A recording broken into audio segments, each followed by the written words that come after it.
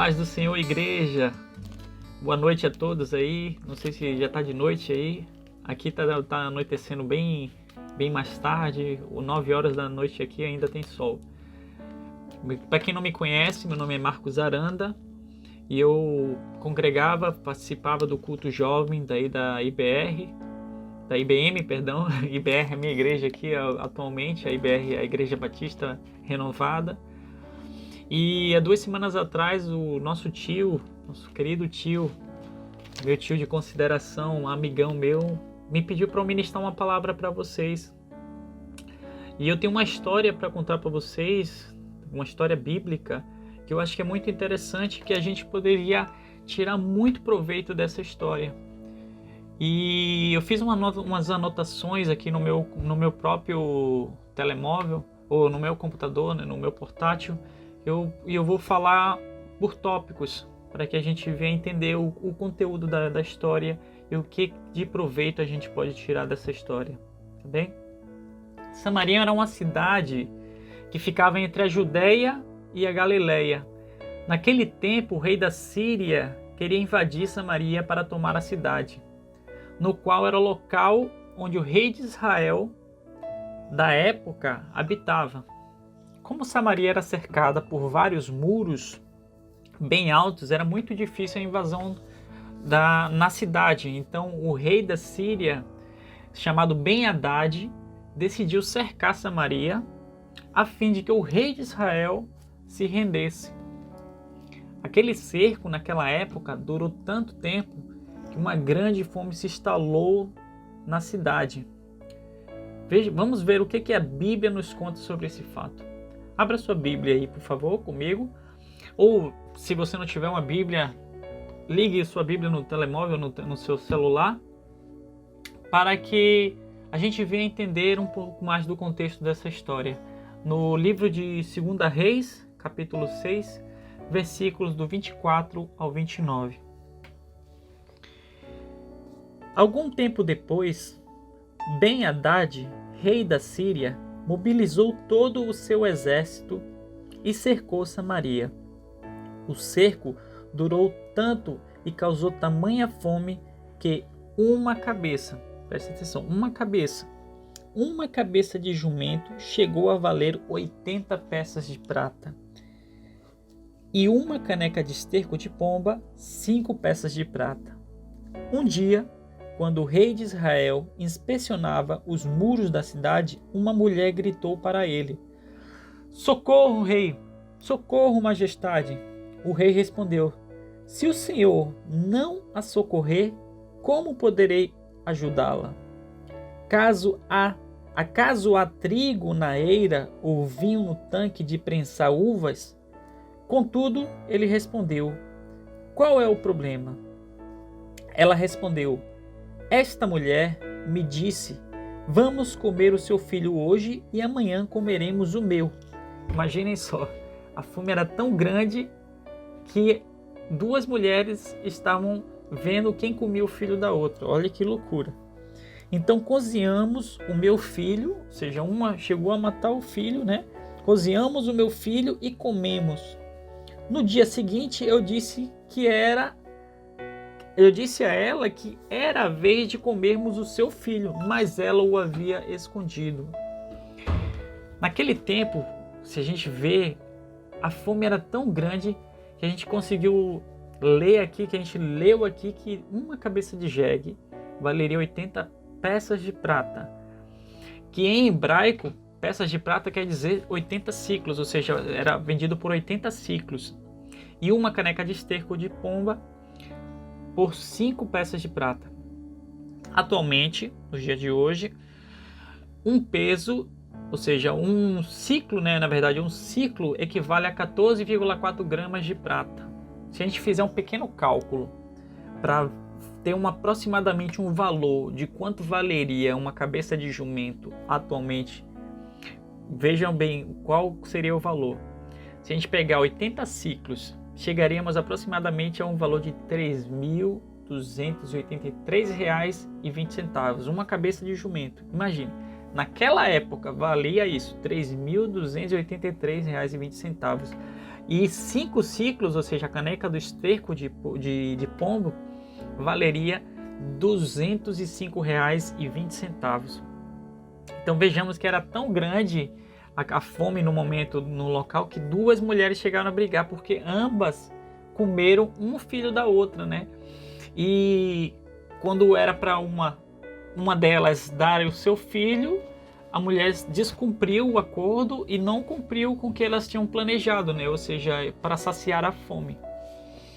Então, naquele tempo existia também um profeta. Foi levantado um profeta por Deus para que ele dissesse qual seria o destino de Samaria. Vamos ver o que aconteceu no versículo 30 ao 33 e no capítulo 7, versículo 1 do livro de 2 Reis. Vamos lá? Quando o rei ouviu as palavras da mulher, rasgou as próprias vestes. Como estava sobre os muros, o povo viu que ele estava usando pano de saco por baixo, junto ao corpo. Ou seja, a pobreza era tanta naquela época que até as vestes dos reis era de pano velho, ou seja, era de pano. E quando eles dizem aqui pano de saco, era aqueles sacos.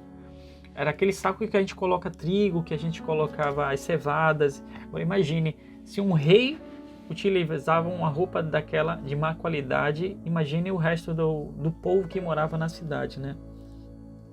Ele disse: Deus me castigue com todo o rigor, se a cabeça de Eliseu, filho de Safate, continuar hoje sobre os seus ombros.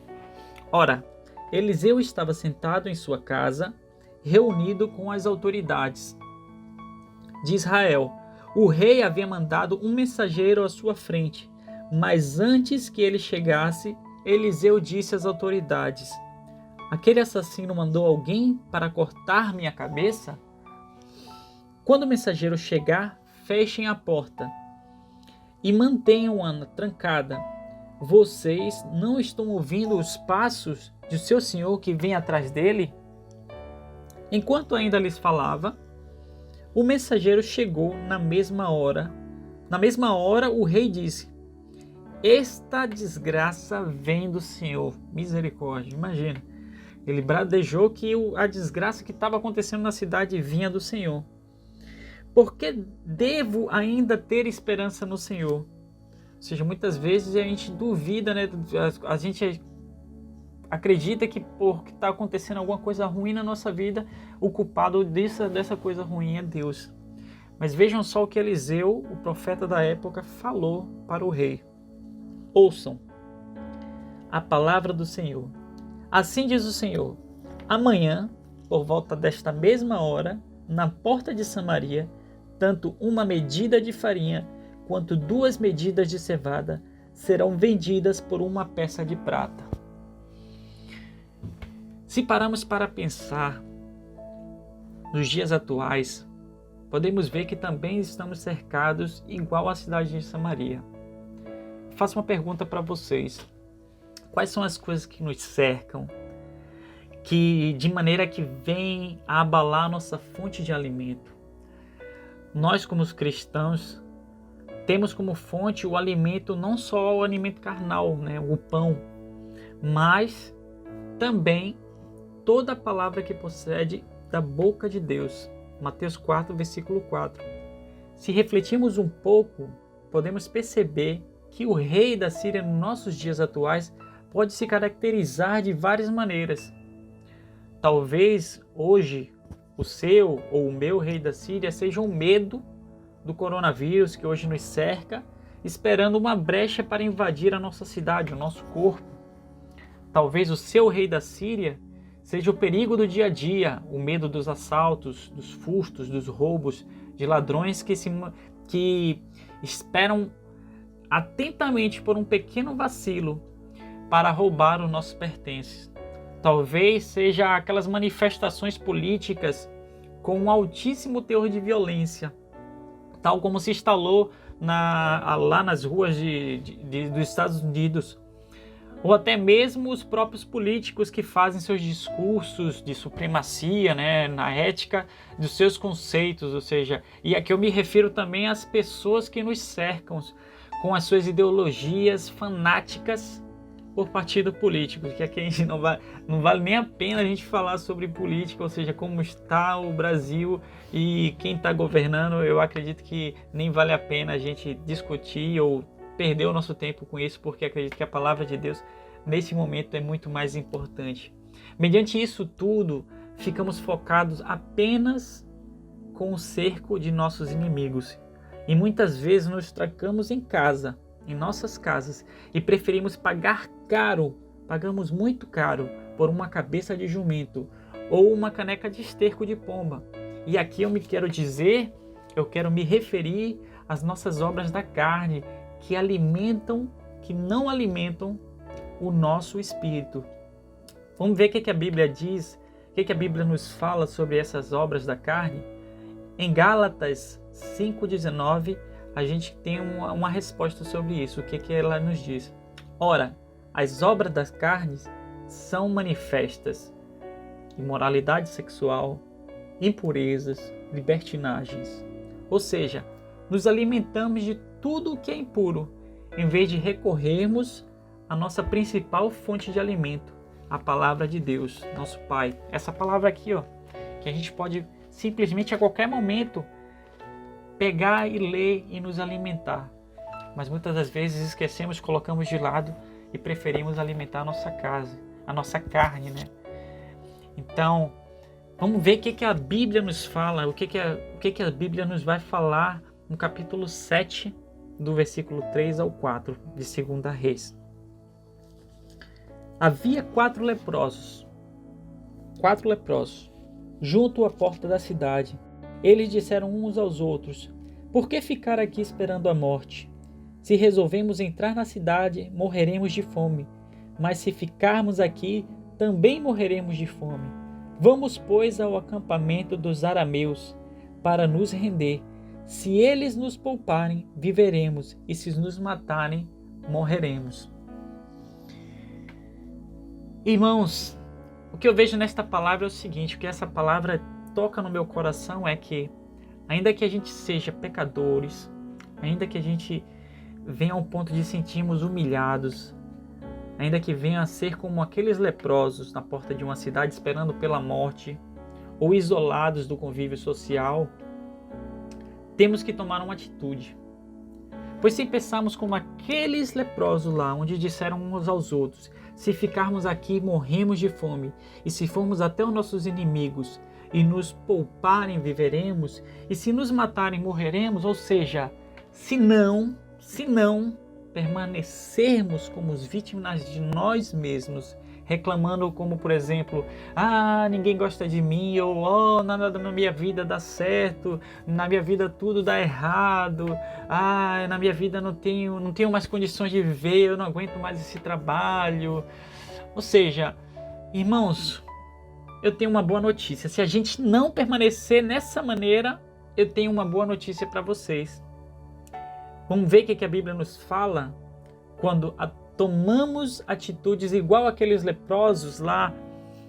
E ainda que a gente pense que não vamos vencer, ou seja, que iremos vencer o nosso medo. Como iremos vencer o nosso medo de que como vamos nos alimentar quando a gente sair desse lugar da nossa inércia? Vamos ver o que os versículos 5, 6 e 7 do livro de 2 Reis nos diz. Ao anoitecer, eles foram ao acampamento dos arameus. Quando chegaram às imediações do acampamento, viram que não havia ninguém ali. Pois adivinhem quem? Quando eles se decidiram mexer, ou seja, se a gente decidir mexer, olhe quem que vai na nossa frente. Pois o Senhor, nosso Pai, nosso Deus, o Senhor tinha feito os arameus ouvirem o ruído de um grande exército com cavalos e carros de guerra, de modo que disseram uns aos outros: ouçam, o rei de Israel contratou os reis dos hititas e dos egípcios para nos atacarem. Então, para salvarem as suas vidas, fugiram ao anoitecer, abandonando tendas, cavalos, jumentos e deixando o acampamento como estava. Meus irmãos, quando decidimos tomar uma atitude e sair do lugar e negar tudo aquilo que nos prende, é o nosso Pai que está nos céus, é que vai à frente de nós. Pois ainda que sejamos pecadores, cheios de defeitos e feridas, como aqueles leprosos, ainda assim, Ele nos deu o seu único Filho, Jesus Cristo, para morrer pelos nossos pecados, para nos dar a vida e vida em abundância, porque Deus amou tanto o mundo que deu seu único Filho, ou seja, seu Filho unigênito, para que todo aquele que crê não pereça, mas que tenha vida eterna. João 3, versículo 16. E sabe o que o seu único Filho fala quando procuramos por Ele? Eu sou a porta. Quem entra por mim será salvo. Entrará e sairá e encontrará pastagem. O ladrão vem apenas para roubar, matar e destruir. Mas eu vim para que tenham vida e tenham plenamente. João 10, versículo 9. Vamos ler agora o que a Bíblia nos diz nos versículos 8, 9 e 16 do livro de 2 Reis. Tendo chegado às mediações dos acampamentos, os leprosos entraram numa tenda, comeram e beberam, pegaram prata, ouro e roupas, e saíram para esconder tudo e depois voltaram numa outra tenda, pegaram o que quiseram, ou seja, fizeram a farra, né? Pegaram o que quiseram e esconderam isso também. Então disseram uns aos outros, perceberam que tinha alguma coisa assim que não estava muito bem, né? Vamos ver o que eles perceberam enquanto eles estavam na bonança ali, com tudo ao redor deles. Ou seja, com toda a alimentação, com toda grandeza, com toda a riqueza que eles nunca podiam imaginar que eles um dia conseguiriam, né? Então disseram uns aos outros, não estamos agindo certo. Não estamos agindo certo. Mais uma vez, não estamos agindo certo. Eu, você, não estamos agindo certo. Este é um dia de boas notícias. Hoje é um dia de boas notícias. E não podemos ficar calados. Se esperamos até o amanhecer, seremos castigados. Vamos imediatamente contar tudo no palácio do rei. Versículo 16. Então o povo saiu e saqueou o acampamento dos arameus, assim, tanto uma medida de farinha. Se lembra do profeta lá que ele tinha dito? No capítulo 7 do versículo 1. Então, tá aqui, ó.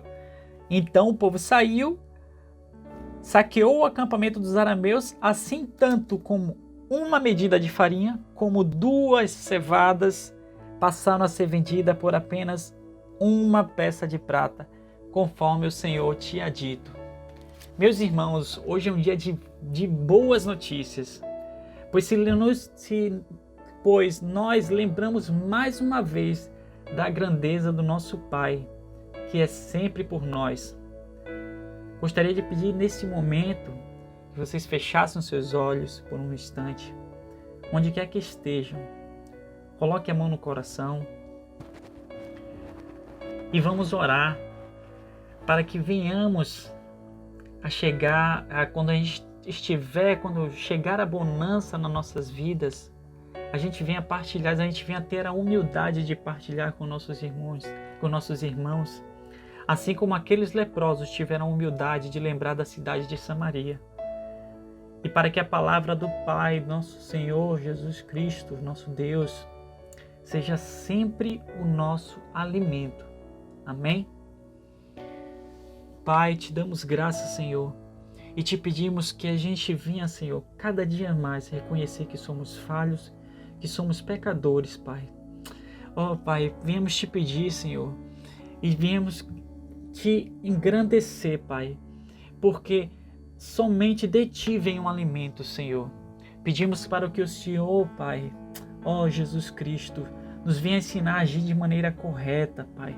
De ter humildade, Senhor, quando estivermos em abundância, quando estivermos com a Tua bonança, Senhor Jesus.